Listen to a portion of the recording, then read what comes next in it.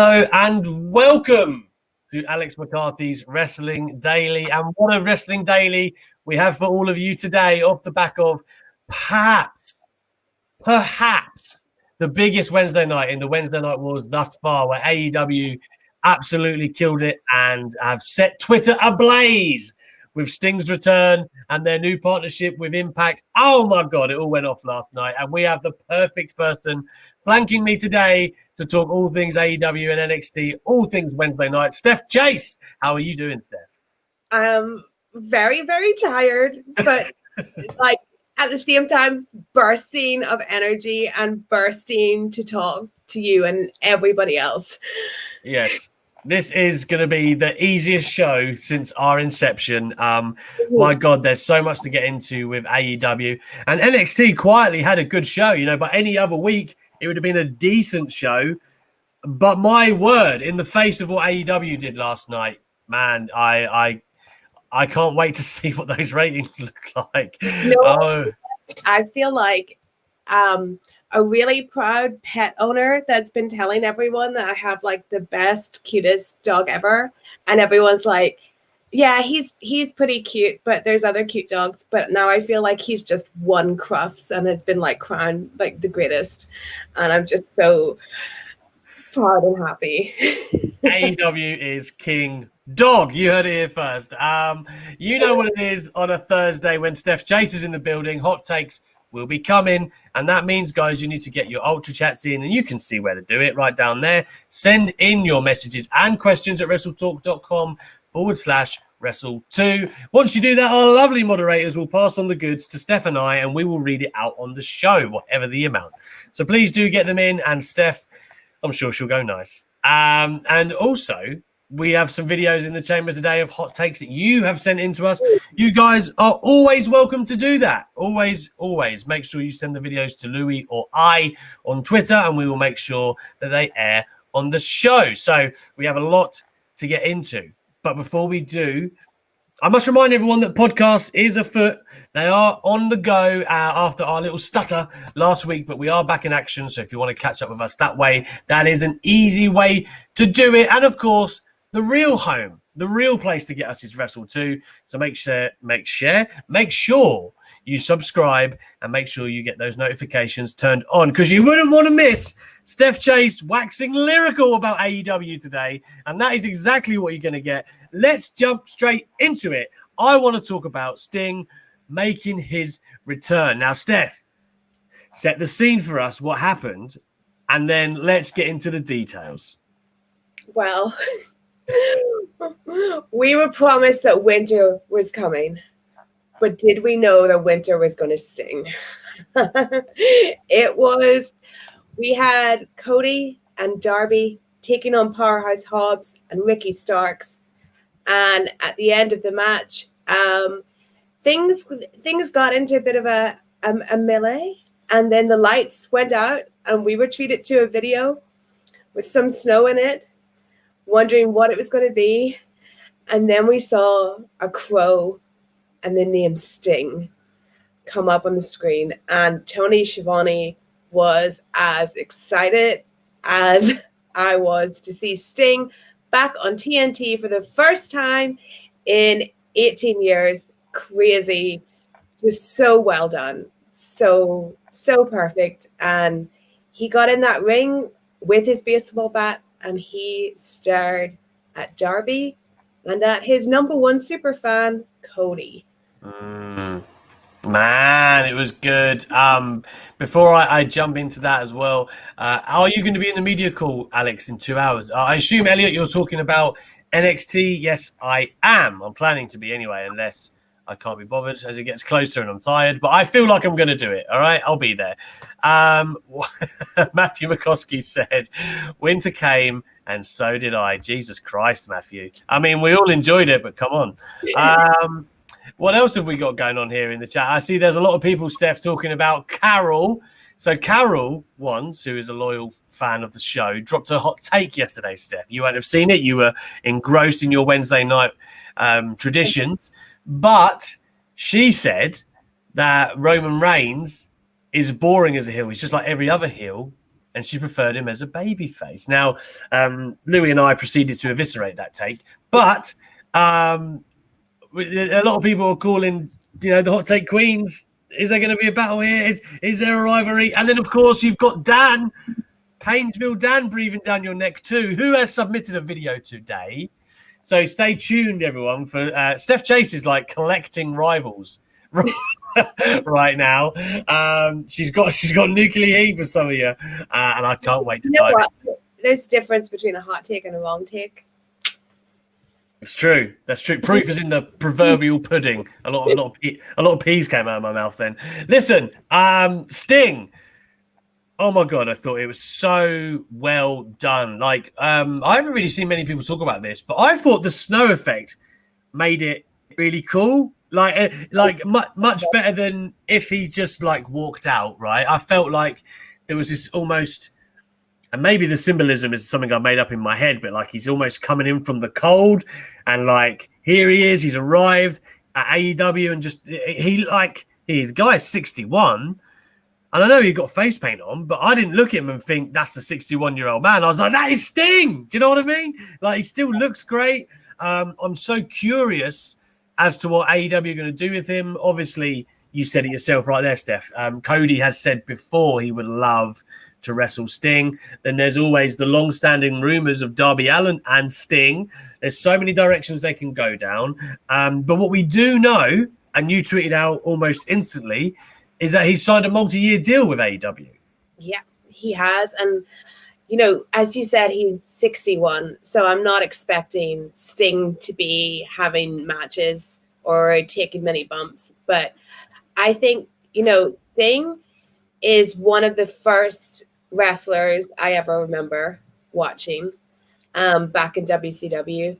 And for anyone that watched WCW in that period, he has a really special place in our hearts. And I know he got his time in WWE, and it really, to me, it wasn't worthy of Sting, because really, to me, WWE can't treat anyone that's not one of theirs well. And we saw that with Sting. Like, I'm not getting into that Triple H WrestleMania match was an absolute travesty to do that to Sting. I could not believe it. I still can't really believe it, to be honest. Well, I can believe it because it's Triple H doing that. It's, the guys that they say that the victors get to write history, and WWE proves that every time, because you had Triple H out there pretending that he's anything of the legacy that Sting has. And, I've heard some people say online that didn't like this. Oh, when WWE signs legends, people say, oh, but when Sting comes to AEW, everyone's happy about it.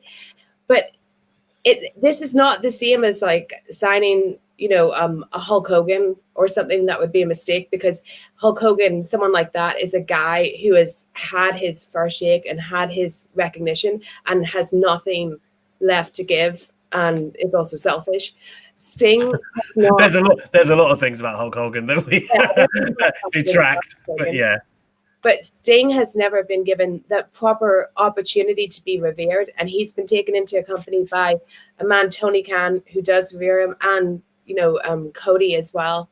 And I just think that it's great to see him get this, and he deserves it. And I feel like, I don't know what he's going to be in AEW, but I feel like he could almost be like this great kind of like a Batman figure who watches over everything, and goes to kind of like keep the order or something, like looks out for good, like a fresh take on a GM, just someone who kind of marshals the show. Yeah, maybe. Because even when Sting was doing this character first in WCW, and like that in the end didn't even work out well either, thanks Hulk Hogan. But I think he really has an opportunity now for us all to just really enjoy and give some respect to Sting, and just make us all feel like kids again and be happy to see him. So I think it's great. Yeah, first of all, I remember speaking to Triple H and him saying that the idea behind him beating Sting was that he had to be strong. I can't even. I'm finding it hard to even say it. He had to be strong because he was going to face The Rock at the next WrestleMania. Ultimately, obviously, that didn't even happen. So the whole premise of handing Sting his first loss didn't even come to play. And also, so Triple H couldn't have lost to the legend Sting. We're talking about people. Triple H couldn't have lost to him at WrestleMania. And then what? We get to Rock the next year and people are like, no, I don't buy it. Can't have Triple H against Rock. But this is, this is the story that Triple H has made up in his head, that he was even on the level of a Rock or an Austin or a Sting or a great legend of this business. But that's just that's absolutely crazy. But this is the problem with WWE's use of legends, especially legends that they don't feel ownership to. And I don't think AEW are going to make that mistake. I think because, and we'll get onto this when we talk about AEW's relationship with Impact, but there is an ego that WWE has that prevents them from doing great things a lot of the time when it comes to working with other people, other companies, bringing in legends, bringing in stars that AEW doesn't seem to have.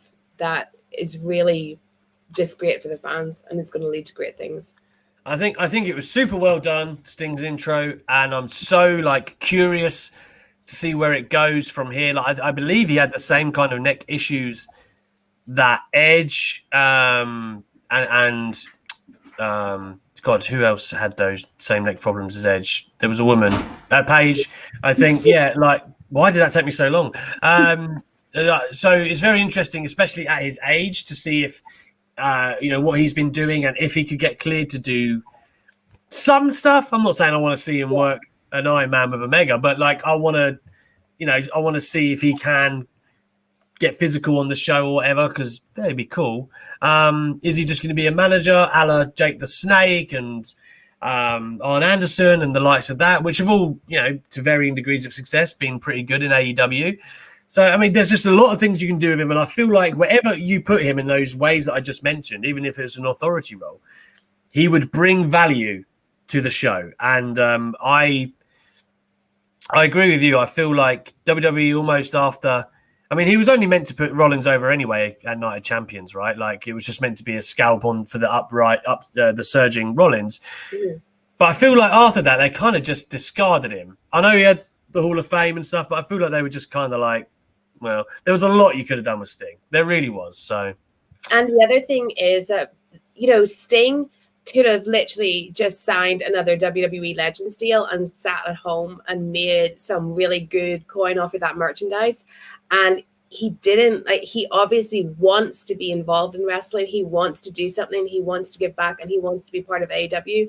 And this is something we keep seeing, where people that don't necessarily need to be doing this, they want to, because AEW makes them feel invigorated again and makes them feel excited about the wrestling business. And I think Sting even looked better than he ever did in WWE. He looked more motivated, and if he's happy to be there, that will make him perform so much better, because he can't have been happy with what he did in WWE, no matter what he's ever said about it. He can't have been that was exactly the WrestleMania moment I envisioned.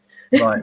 Yeah. That's what I mean. I'd be so interested to speak to him now, away from the shackles of WWE, to really understand how that all went down, because I know we've seen the documentaries and stuff where he's kind of grateful for the opportunity at all, which is, cool. And I think if it had never happened, all of us would have been like, man, it would have been great to at least seen him in WWE. Even if we, the Survivor Series debut was really cool in isolation, right? Yeah.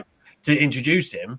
If it had never happened, a lot of people would have been like, but man, I'm happy that he's with AEW now. And you're right, AEW has got people excited, have got them invigorated, and that brings us on nicely to the main event, right? I'll say what I will say for the match is I felt like, and I think Kenny actually said this beforehand, it was good, right? But it was like a chapter almost. I didn't feel like this was the mega blow off or the end of Moxley Omega. Yeah. I felt like it was, a solid match. It wasn't great, but the match was all about building to what we saw at the end. That was like the final sort of 10 minutes are all centered around getting us to that point, and it was amazing with the payoff. Don Callis, the dirty dog, I loved it, even when they're coming backstage and Tony Khan's like, what are you doing? And they're running past all the officials and stuff, and then they're on their way out, and he says about that they're going to be on Impact. The AEW champion is going to be on Impact next Tuesday. There seems to be, I mean, it'd been rumored that there was like a collaboration, but I don't think any of us thought it was going to be, an Invasion style kind of thing, which it looks like, a true crossover between the two companies. It's pretty phenomenal. For me, Steph, this is like, and I know companies have worked together before, but AEW, I would say nobody has been as giving and, what do I want to say, like complementary to other companies on the platform of their size at the level that they have. Because lest we forget, they've done this in their main event angle, right? Like given Impact that amazing buzz in their main event world title angle, and they've done it with multiple companies now. Tony Khan has shown that he can work with Japan, shown he can work with NWA, now Impact. Feasibly, if WWE called them tomorrow, I fully believe that Tony Khan he'd make it happen, right? They won't, but he's proven that he's all about making amazing moments for the fans. And if you can't get excited about that, if you can't give AEW a chance after that, I mean, I just feel like they're doing amazing things, refreshing for the business, but the execution last night was spot on too. Yeah, I thought last night it was fantastic. I've been thinking that AEW and Impact were going to do something ever since EC3 appeared on Talk is Jericho, and they made so many hints that something was going to happen that I've just been waiting for this moment. Don Callis is a genius. Don Callis is someone that I remember watching from the beginning of me watching wrestling, and then he completely disappeared for a while, and then came back and has just he's just been so good at getting himself into really good positions, whether it be his work in New Japan or whether it be in Impact. Being in New Japan and putting together the Omega Jericho match, that really there would be no AEW without that match, and that was Don Callis's idea, and you can see why he has the trust of a Tony Khan to put something as major as this together. I thought it was so well executed. You just like, let's bring out Don Callis on commentary again. That'll be nice. We've seen that. And then all of a sudden he's up there and he's trying to stop the match. And then, you see Kenny get that microphone and wow. And then just running past Tony Khan like that was amazing. And then Alex Marvez coming out and, asking what's going on. And Don Callis saying, we'll find out on Tuesday, and him being like, but Dynamite's on Wednesday. Yes, on Impact, on Access TV. But I think, as you said, Tony Khan has proved that AEW is willing to work with other companies.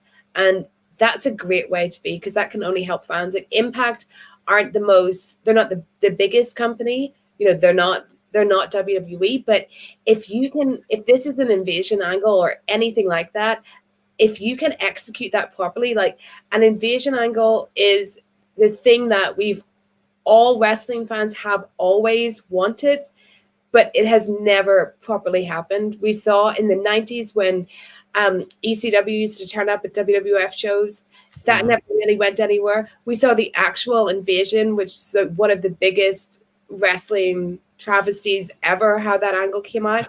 But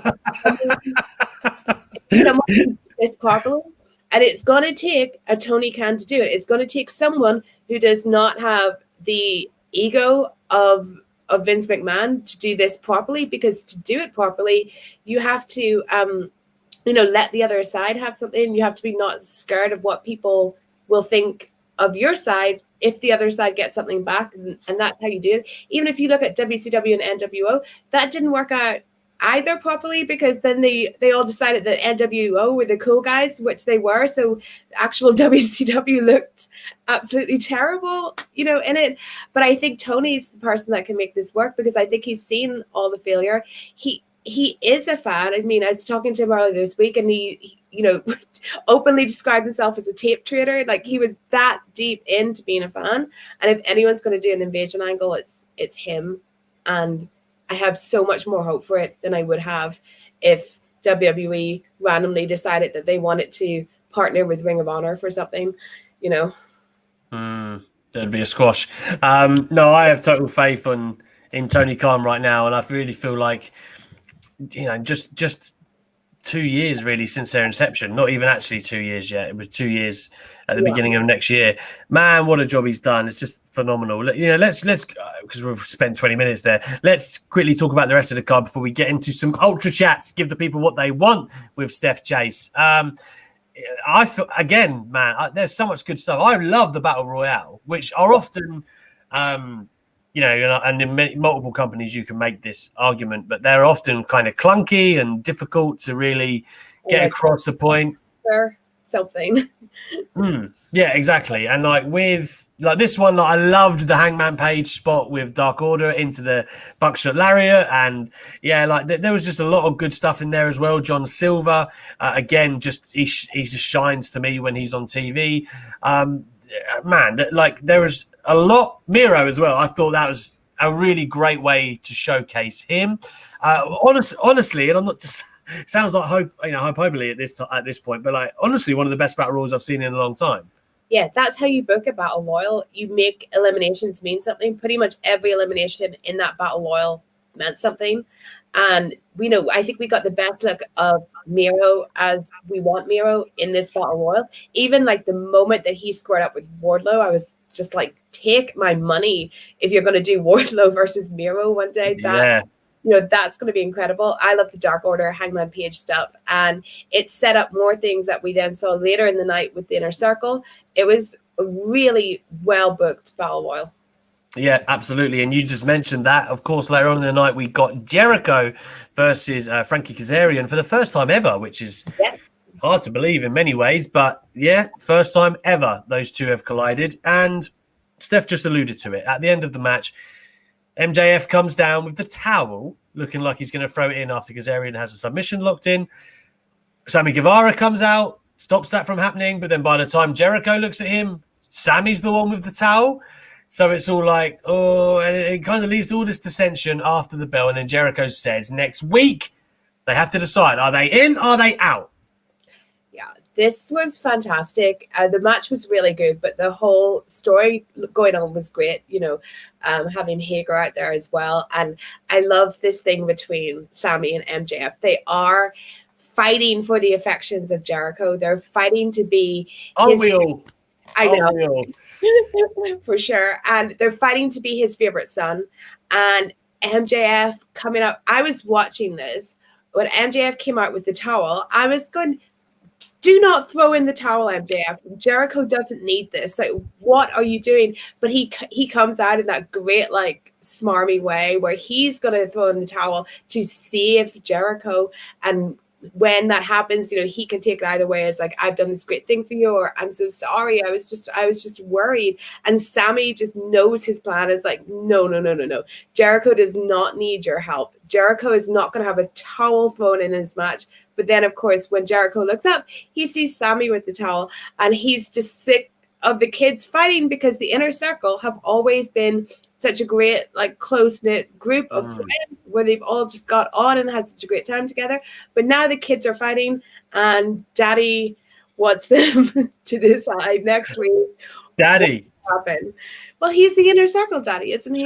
Sure, he is. It's one of them. Like, for me, I would prefer if they didn't split up next week. I'd like more of this dynamic. Yeah, I'd put my house on that. They're not. I think what's going to happen is they're going to decide, like, yeah, we're all going to be friends, we're all going to play nice, but we're going to see more subtle things when it comes to MJF and Sammy, and then MJF will eventually take over the group. Yeah, I just wondered if, And what I mean, as I was alluding to there, is I wonder if it's too early for the dissension. Do you know what I mean? I would have liked it to have built a little bit more before we kind of got here and things roll along. But I guess that wouldn't be in keeping with MJF, to be fair. But I do think you're right. It will lead to MJF usurping Chris Jericho as the leader, and we will get the babyface Jericho run. I'm almost certain of it. And I'm totally here for both of those things. So again, another hit for AEW last night. We saw Britt Baker in action, which was cool, because we haven't seen her in Dynamite like wrestling often for the past 6 months. Obviously, knee and whatever other issues she has had. So that was cool to get her going again. And then the Thunder Rosa attack after the match was kind of the main talking point. And I'm down for Rosa and Baker. Oh, yeah, I think that's going to be awesome. Rosa's been just what the AEW women's division needed, to really spice things up. I think that's going to be really good. Karashida and Abaddon, I'm less sure about. I'm on the fence when it comes to Abaddon. Yeah. I'd like to see it play out, I guess, but I do think it's just going to be another kind of obstacle that Shida will overcome, really. I don't credibly believe that she will take her out. But anyway, really, head top to bottom, Steph, I'm going to put you on the spot because there's nothing bad that I can really pull from the show. Is it the best Dynamite we've seen yet? It's hard, isn't it? You say yes. I am gonna say yes because it gave me the feeling that I want, and that is the feeling of being a child again, and being a child and being so invested and so believing in everything that it was all I could think about. I was just lying in bed after that show, not able to sleep, being like, but can it be Tuesday already? I was lying in bed excited to watch Impact. Amazing. It was a great show. It really was. And I think Tony, we had that thing a couple of weeks ago where he teased about the balance of power and people were annoyed about that. Like this is what he was bringing us towards. And before the show, like I tweeted out some comments I got from him where he said that he thinks this is going to be the best Dynamite of all time and maybe the best wrestling show ever on TNT. I'd have to go back and watch my old Nitros to see if that one was true, but he really, really brought it and lived up to the hype last night.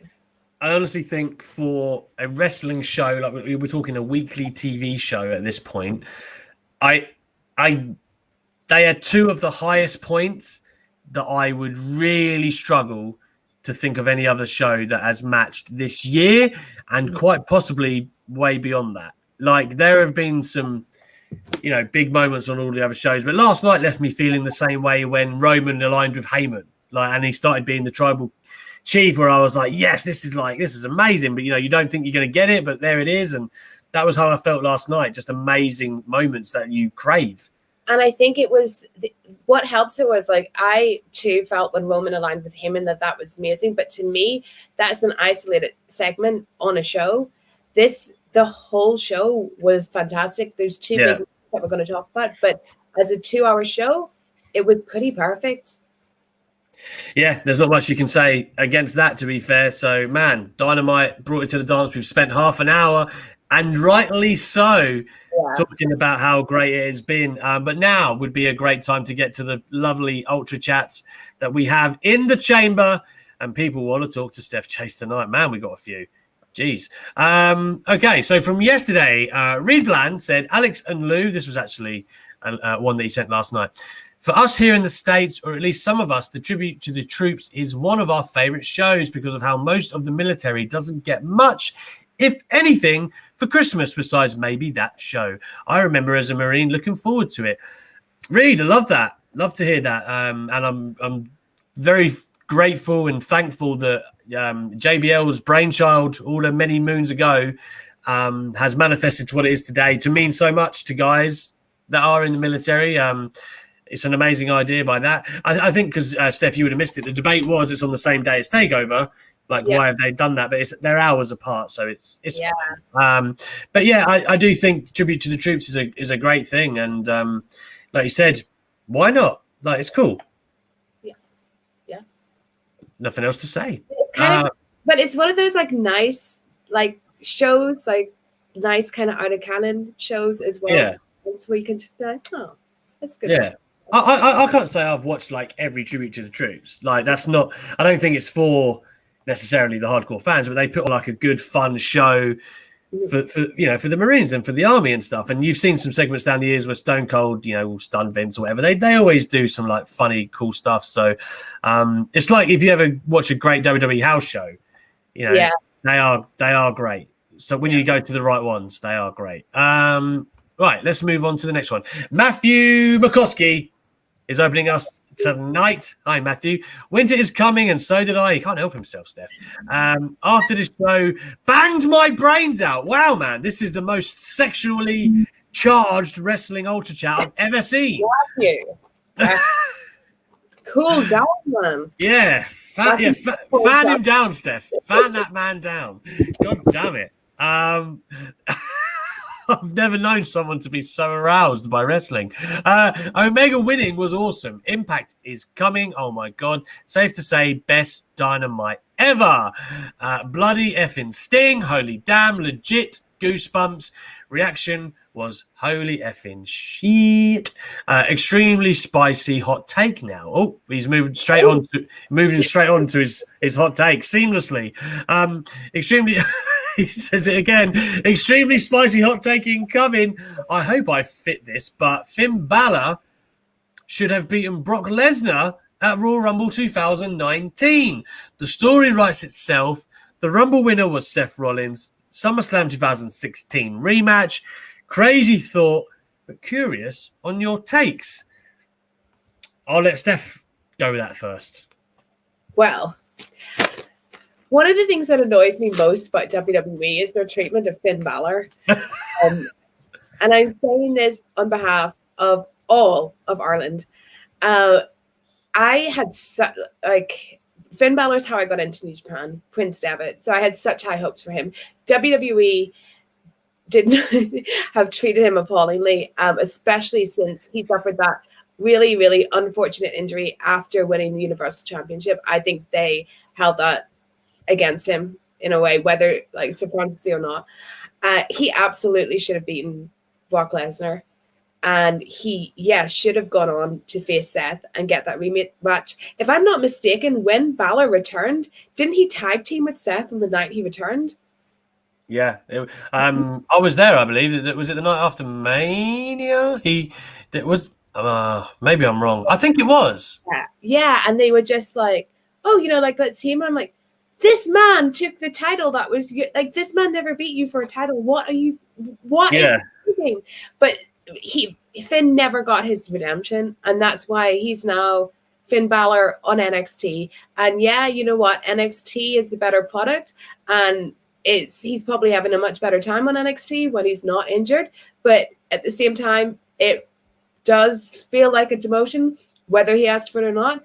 And he's just never been used correctly by WWE, and him beating Brock Lesnar would have been fantastic, because as big and as bad as Brock is, and as much as Brock should be kept a strong character, he is someone that can always rebound, because he is so dominant. It's so easy for Brock Lesnar to rebound. It's not for Finn Balor.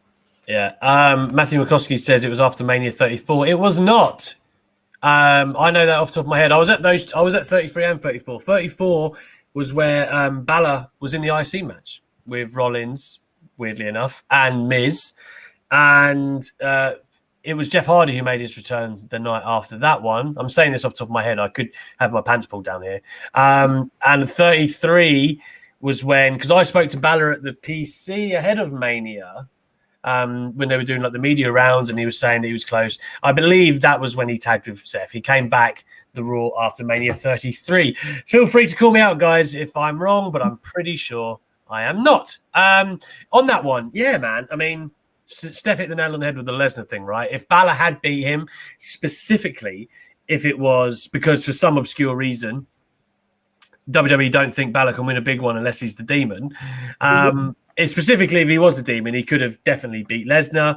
And then like you said, you get the rematch with Seth, which story-wise, and I'm all for tightly woven stories. I like that. I would have liked him to have got his redemption. I agree as well with Steph. I just feel like Balor trod water for ages after coming back from that injury. They never pushed him to the main event scene properly again. Like, he was in a couple of multi-mans and stuff like that, but you know, the only real main event spots he got was ones like this, where clearly he was just the gateway to where they really wanted to go, which was Lesnar and Rollins. And there's nothing wrong where they went with Lesnar and Rollins, because Seth was red hot at that time, and you're trying to put him over and whatnot. I get it. Seth was coming off an amazing 2018. Obviously, less said the better about where that ultimately went, but there's still the fact remains that Balor shouldn't be the one who got passed up time and time and time again. And it feels like Triple H is maybe one of the only people in the company that really sees the true worth of Finn Balor. Yeah, and maybe this is a hot take, but the worst thing to ever happen to Finn Balor was the Demon. Yeah, well, he'll say that, right? Yeah, it really was, because they, instead of looking at him as a great wrestler that had appeal, that had crossover appeal as well, they saw him as, this is a great gimmick that we can just throw out to do an entrance, and it's not how it should have been used at all. It did not work, and it never even led to anything, you know, that great anyway. Like, I think, yes, he does agree that the Demon just completely ruined him in WWE.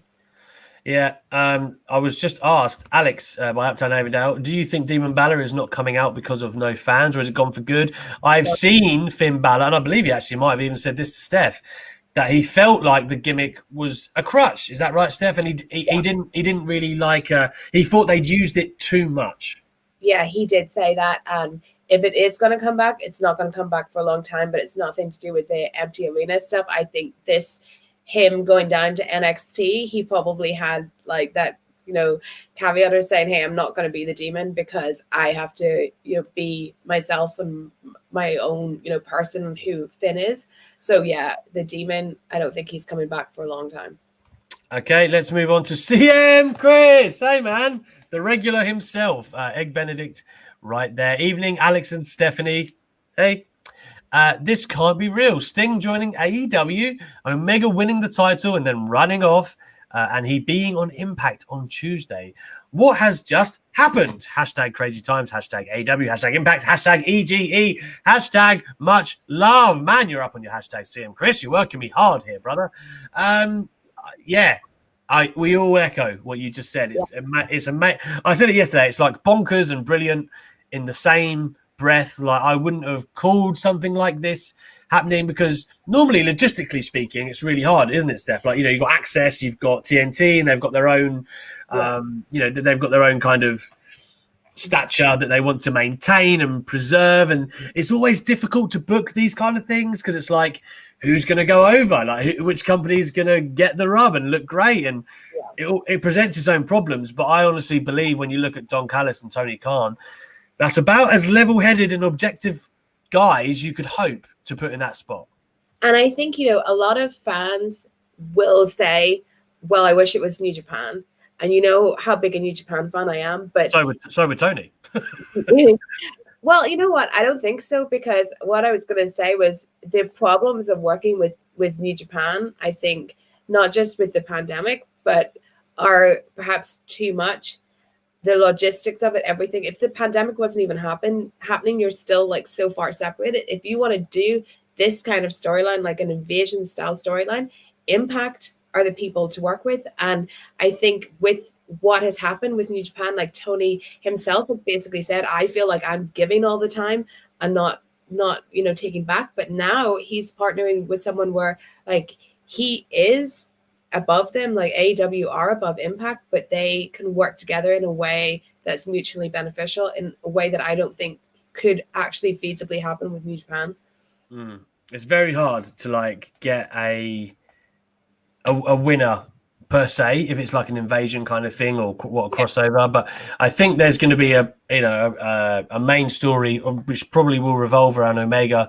That is going to be the crux of this, and hopefully we get some matches along the way that are cool. But I think it's going to be great. Steph's exactly right. Once again, Tony has said publicly New Japan basically are like, yeah, we'll take your stars. We're not going to give you any of ours. And that's kind of how it's been thus far. It'd be amazing if they could build to like a special pay-per-view over a 4-week period where it would work for both of them, and you could get the Japanese stars over. But I don't know. I think right now we've got enough to be excited about. I'll say that much.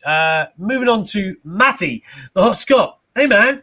Hey Alex. Hey Steph. Hope you've had a good day. It's been snowing in Glasgow.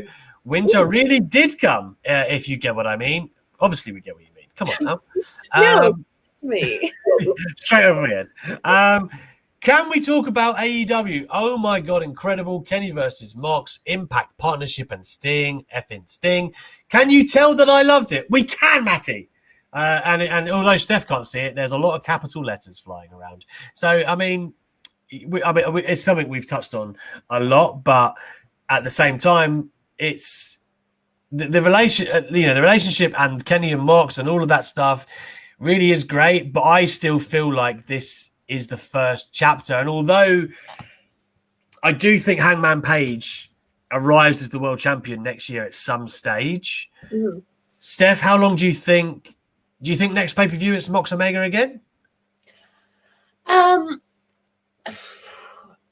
I think that's a hard one to call just because of this Impact thing. But then if it's not Mox Omega, I wonder what you do with Mox. Though with this, you never know who could come in to take out Mox from Impact. And the other thing that I was just thinking was what's great about it too is that because Don Callis is involved and because we all know Don Callis' history, we even know about Don Callis and Jericho too. Like it's so less random than it could have been. Like it totally makes sense that Omega and Callis could be working on something. But I also do think like Hangman Page, he will be champion. I don't know if it will be within a year, but I'm very happy to see him making friends in my favorite friendly neighborhood cult. No doubt about it. Carol Wands is here, the fellow hot take queen of the rival, the peer of Steph Chase, apparently. Carol Wands is here, and she says, "Hey, Alex and Stephanie.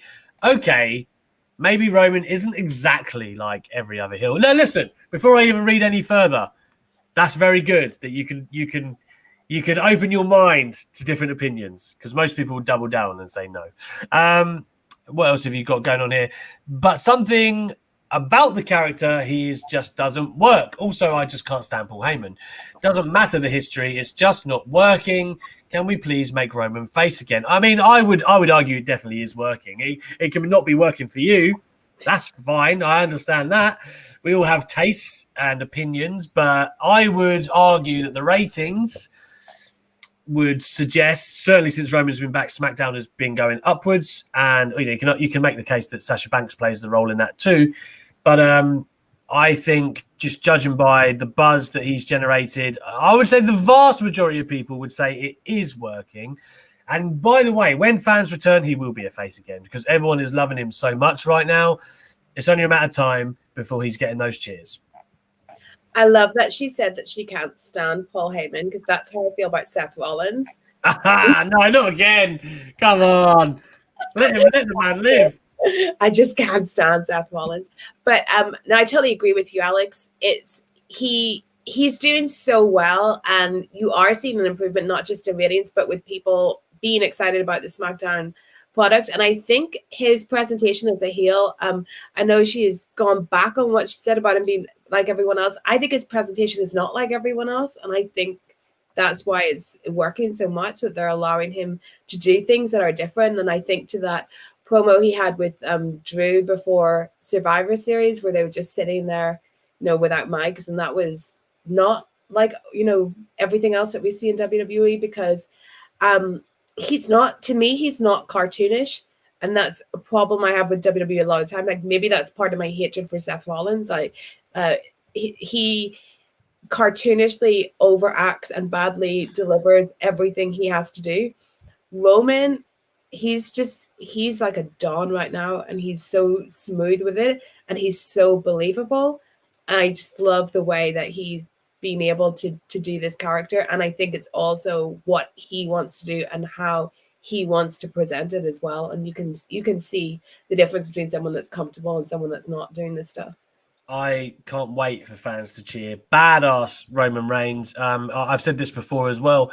It's one thing to turn Roman. We all wanted Roman to turn, right? Everyone was saying for a long time, stop pushing him down our throats like this.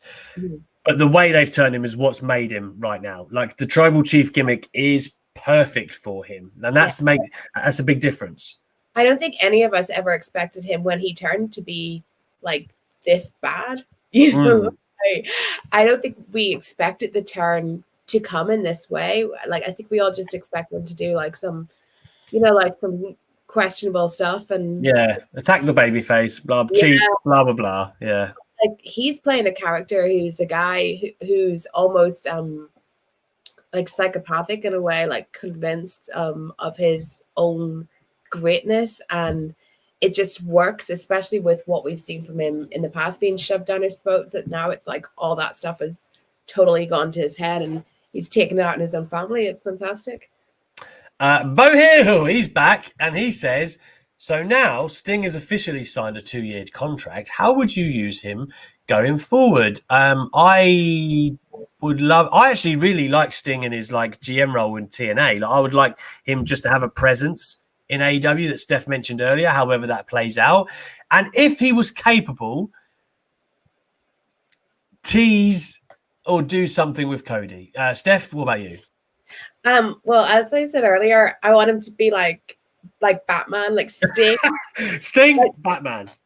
When I think of Sting, I think of his period of sitting in the rafters and him being almost like this vigilante watching over what was going on in WCW. So I would like to see him in AEW kind of take on a similar role. So if something's happening, like say we had Moxley being attacked a couple of weeks ago, and he's trying to find out who attacked him and stuff. Sting would know the answer. And Sting would just kind of appear and be like, it wasn't Eddie Kingston. It wasn't Kenta either. Unfortunately, it was Eddie Edwards. I love the that was like your best Bruce Wayne, like portraying Batman. When Christian Bale did it, it was like, no Joker, like super low and terrible. Yeah, no, I like it. I like Steph's idea. Guys in the comments, please let us know what you would do with Sting, because that was kind of the divisive thing on Twitter, where I felt like sometimes people trip themselves up to not enjoy things. Like they're like, he's so old, or like, what's he doing? Like, come on, shut up. Like, just like Sting appears to. I can't believe they're going to make Sting world champion. Yeah. Said that. No one has said that. Okay? Or you get the tweets where like, just let him retire. What do you mean let him? No one's like, no one's got him by a chain going, come on, Sting. Hey, get out here. Like, he wants to be there, man. Come on. Stuff like that winds me up. Bo Hill, thank you very much for that. Elizabeth Stallion. Hello, Lizzie. Lizzie Stallion herself, the hottest MC in the game. Love Sting's return. Sad admission of the day, genuinely took me far too long to work out if it was snowing in Florida or not. I mean, it was cold, in your defense. In my defense, hadn't had much sleep when I saw it. Excellent show. I mean, it was cold. There was a lot of talk about how cold it was, wasn't there, Steph? Yeah, but I say allegedly because what's cold in Florida? Because I'm in London and I'm absolutely freezing, and Me too. Much rather be in Florida. Yeah, like the metrics. They were like, yeah, I don't think I'm the greatest with that. They were like, it's 40 degrees or something. I was like, over here, that's scorching. Like, I'm so terrible with working out the difference between Fahrenheit and so all of that rubbish. So I don't know what's cold and what isn't, basically. Yeah, well, I guarantee it's warmer in Florida. Yeah. Well, just by virtue, by default, Florida wins. Stephen J. Hi, Alex and Steph. Hot take. Oh, here we go. Sting is a more iconic character than an in-ring performer. He only has 3 moves, really. Reverse DDT / Scorpion Deathlock. Okay. I'm gonna say you haven't seen him work in the early 90s, but I'm gonna let Steph take this. You know, I think it's wrestling is not someone being iconic in wrestling is not judged purely in their in-ring work, because we can pick apart some of the biggest icons in wrestling, such as, I'm going to use him as an example again, Hulk Hogan, who I feel was terrible worker, but he, you know, he built up that status in wrestling. Sting was a very good worker, especially in the early 90s, but he had that period in WCW that we talked about where he was just in the rafters waiting to make his move. And I think people kind of forgot how good a wrestler he was. Mm-hmm. So, no, he's not the best wrestler of all time, but what makes Sting iconic is the entire package plus history of the Sting character that lets him stand up with the other greatest wrestling icons. It's not about like his work rate, and it's never usually the guys have the best work rate. That, you know, wrestling is a package of everything, and if you can create a great character like he did, then yeah, fans will remember you.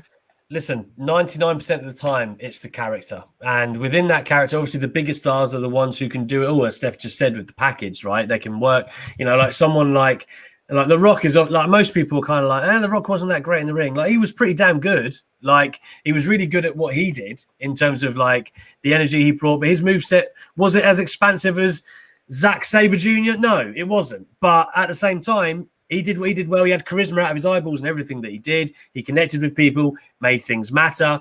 Like, that is, I think sometimes people confuse that with a wrestler. Because I could sit here now and go, well, Chad Gable should be WWE champion because he's arguably, in terms of being a technician, the best in the company. Like, yeah. But that's not specifically how it works, guys. And that's the same way for, it doesn't necessarily dictate if you're a great wrestler or not. There's multiple things. Maybe this is a very hot take, but I think the full package is Jericho. Yeah, no, I don't think that is a hot take. I think that's a very sensible take to say. It's the absolute full package of it. Better in the ring than The Rock. I'm sorry, but then has all the other qualities. Yeah, I think and again, I'm never going to fully say anything badly against The Rock, but I do think. I feel like The Rock was good at what he did. I don't know if that makes any sense, but like for his character and the way he worked as like a babyface, particularly, I think he was very good at that and feeling. But in terms of like working a match and telling a story and putting things together, I mean, come on, Jericho's obviously above The Rock. I think most people would agree. I have to say, Uptown Avondale, I should have asked to have Steph say my name in the Batman voice. I didn't even know that was even an option. Steph, would you give him a little taster of the Batman voice? Well, Uptown Avondale, you have now heard your name in my Sting Batman voice. Go back, download the show, and get your ringtone sorted. We've got some more Ultra Chats, man. I've got to get to the videos at some point. Jesus. Tony L says, AEW made me so happy to be a wrestling fan again. I love that they are willing to work with other promotions. It's so amazing to see. Also, keep up the good work to everyone on the show. Thank you, Tony. We appreciate you, man.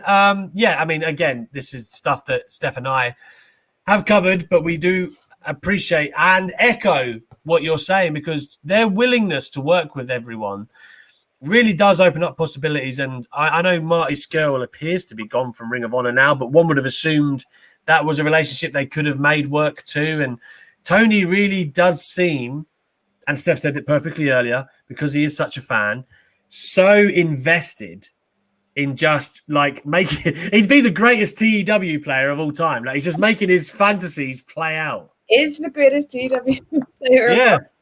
He's just doing it with real people, and it's awesome. Yeah, he really is. Jared Thomas.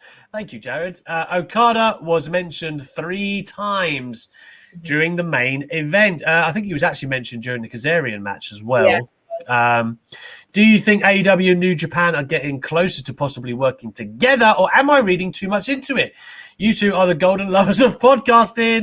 Keep up the great work. Who's who, Steph? The golden lovers of podcasting. Are you Kenny, or am I? What are we doing? That's so hard to decide which one would be Kenny and which one would be Coda. Like, Ibushi's too godly to be me. Man, what a wonderful guy. Thank you though. We appreciate that very much. We're gonna get t-shirts made. Yeah, the golden lovers. Podcast. Anyway, before I digress any further, let's get back to what you just said about Okada.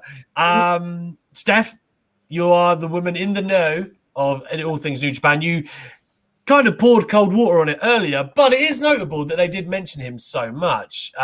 Is that just because I think their intentions are just pure? Like in WWE, things are more like signposted.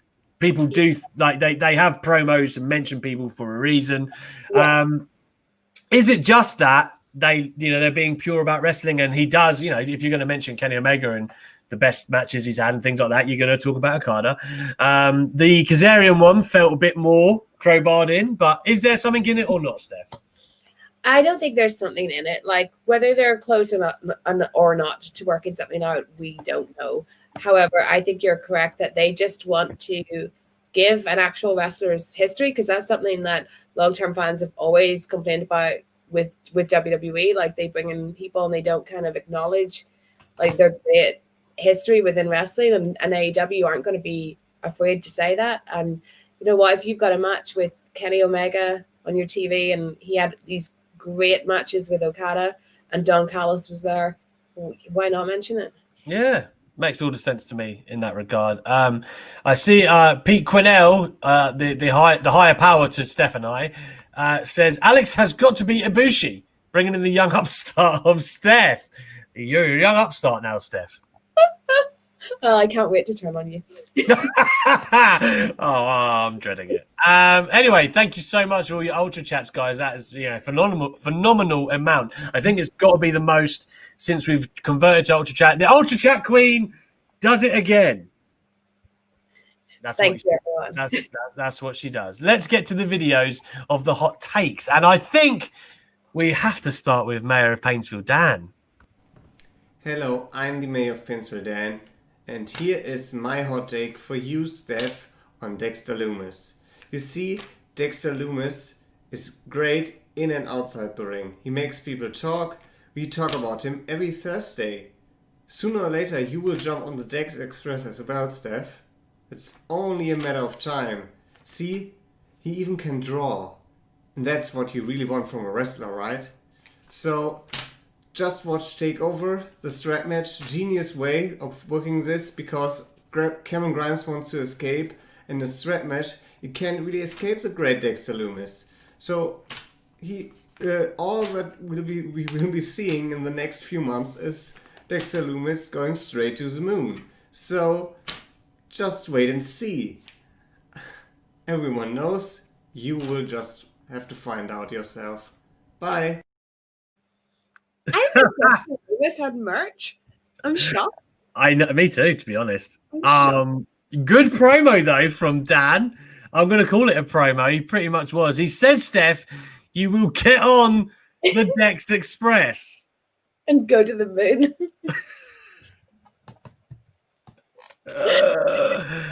Dexter Lumis to be shot straight to the moon. One-way ticket. One-way ticket. No. Can I just say on the point of the strap match, wouldn't a cage match be better if he's trying to escape? And that's the very premise of the cage match, is to escape, and you're locked in with someone. I don't know. I'm just spitballing here because a strap match stinks. Strap matches suck, and you've got two guys. Well, one guy that's an extremely bad worker, one guy that's okay. You're putting them extremely bad worker. Yes. That is so harsh. But obviously Dan loves Dexter Lumis and this Dexter Lumis character. And you know what? The best thing I can say about Dexter Lumis is that he's pretty good at art. And so if he would like to maybe leave the wrestling business and, do art from home full time, I would 100% support that. I'll even, set up a Kickstarter for him, get Dexter Lumis an easel and some paints, and he can, leave us all alone. But I just think that to me, the character, it's done badly. It's ill thought out of. It's too one dimensional. He is just a creepy guy. Great. thanks.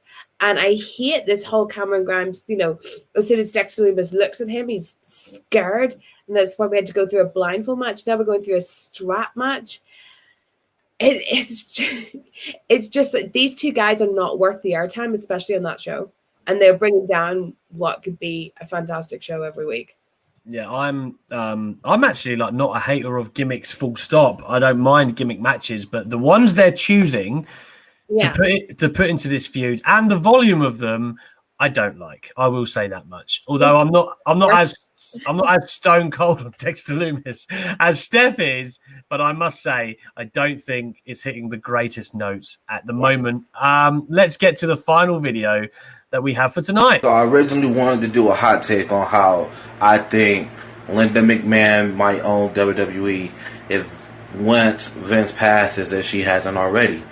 But since Dynamite happened and Kenny and Don Callis and everything happened, my hot take is I think Kenny will form a new version of the Bullet Club under a new name and under a new gimmick. What do you think? What do you think? You heard the man, Steph. You know, I can see him forming an Impact faction. Yeah. Will it be a new? I don't like the idea ever of a new version of whatever. You know, everything can be a new version of everything that's come before it, really. But will he form a faction in Impact? Most probably. And I think, you know, that'd be cool to see, because what we haven't kind of talked about is he could come into Impact, and what are the guys in Impact going to say? Because not everyone's going to be like, "Hey, welcome Kenny Omega." Mm-hmm. I think there's going to be a lot of the guys there that are just going to be like, "Hey, why are you coming to our place to take over? And why have you got Don Callis in your pocket when he should be looking after us?" So, but I think he could definitely form something in Impact. Maybe the Good Brothers. Yes, yeah. I mean, obviously that'd be a nice kind of nod to former stables, but also I think Don Callis will be the man that forms something with Kenny as the head of it, and probably alongside him. But Don Callis might actually be the man who is pulling strings. That is what I think is probably going to play out, and I'm here for that, to be honest. I think he wants to do it very old-fashioned manager style, like Bobby Heenan family style. Yeah, absolutely. And I can't wait to see how it plays out. I will be, we don't actually get it in the UK until Wednesdays, right? On Free Sports, but I will be finding a conniving way to watch on Tuesday. Man, I need to see how this plays out. And then, what an end to the year we're going to have. Thank you so much, guys, to everyone who has tuned in tonight and have given us your ultra chats, your opinions, your hot takes. Steph is Batman. It's what a show. What a loaded show that was. We really enjoyed talking about what a fantastic Wednesday it was. And it's worth saying, like we said, Steph, because we didn't dive deep into NXT. We didn't really get the time. Yeah. But they had a really, any other time you'd say a great main event with the women in the ladder match. Again, it seems NXT have been listening to Steph Chase. They are leading with their women more and more either end of the show. Io Shirai was a nice reveal as the member for the War Games. Pat McAfee doing Pat McAfee things. He was on the show. I can't complain. Yeah, exactly. Like and obviously a grizzled young vet, seeing them back in action was cool as well. So for me, it's a good NXT show. It's just in the face of a better show, I'm afraid. That's the only way I can put it. So anyway, thank you guys for that extremely brief NXT rundown. We appreciate you. Steph Chase will be here again next Thursday, 8 p.m. Then we do have some special Christmas kind of programming coming up that we will let you in on in the next couple of weeks. And of course, tomorrow, the slightly less attractive Louis Dangor is going to be alongside me at 8 p.m. So thanks for tuning in, guys, and we will see you later. Bye.